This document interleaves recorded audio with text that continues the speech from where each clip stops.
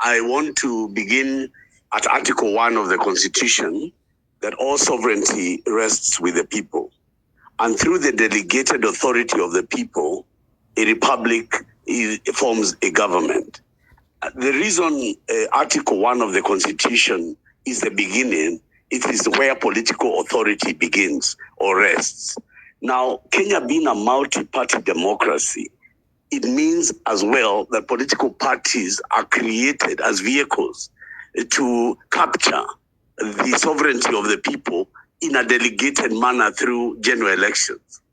Now, what the problem of Kenya has been before the 2010 constitution, when Kenya was a one-party, the jure one-party state under KANU, was that the multi-party democracy or competitive politics was barred by law.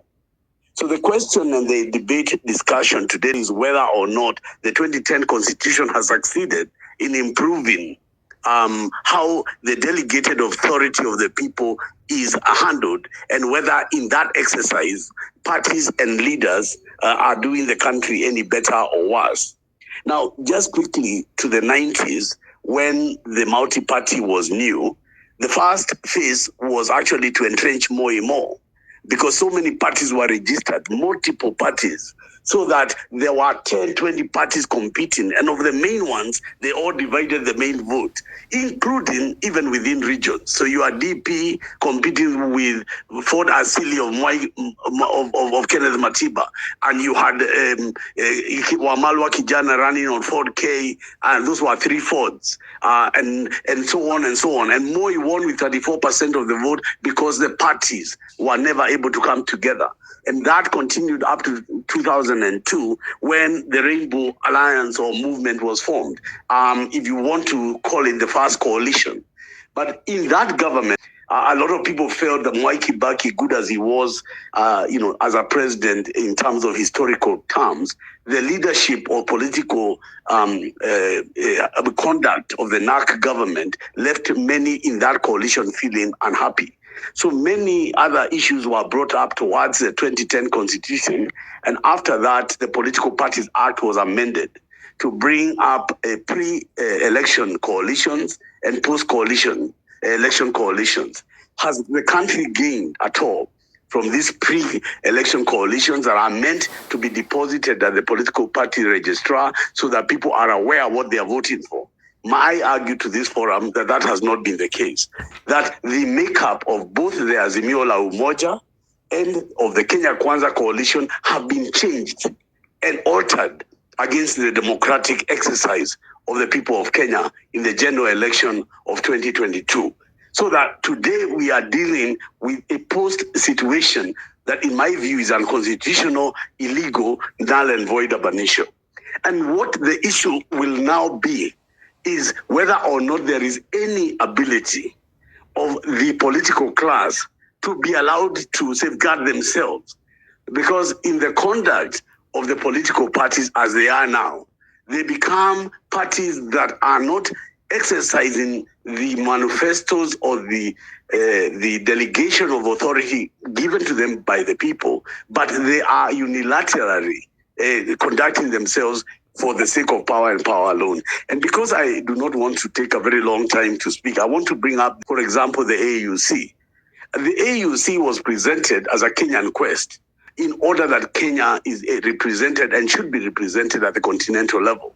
But what is fast unfolding is that it was a political deal that was made between ODM and the Kenya Kwanza regime element that includes William Ruto's UDA. And that because of that failure, they accommodate Raila and ODM further in order to achieve political goals of 2027. Why am I raising this issue? I'm raising it because as long as there is no constitutional mechanism to regulate how these leaders and how these parties conduct themselves, then what we are basically doing is deceiving the electorate every time we have a general election. And so I want to say that in Africa, the succession of, and particularly in Kenya, the succession within political parties sometimes depends on the life of the party leader and how long he lives or does not live. Because even if Wamalwa Kijana, the changes in his party began only when he passed away. So I am saying that it is so individualized that once a political party has a political leader, it has no space for the people in between. My last comment is whether this realignment that the political class is imagining.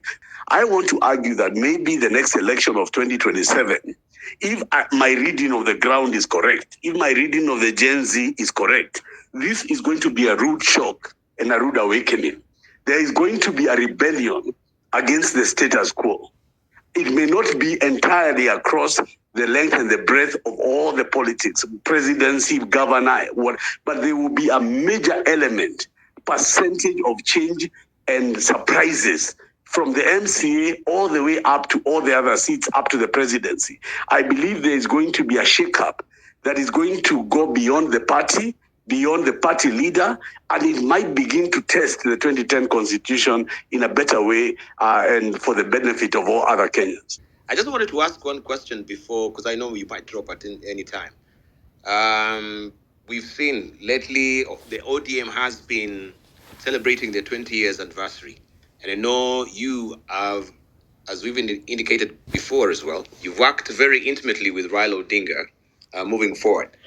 And while you were working with Raila Odinga and you saw that, yes, Raila is a party and the party is Raila, why couldn't you have also maybe, as you're on that particular table, given an advisory role, that it is dangerous also to actually be predicating the whole party on a figure, as it were? Because once we saw him also going to the AUC, the disintegration of ODM was very evident. There was an implosion within the party, because we're not talking about structures, we're talking about an individual.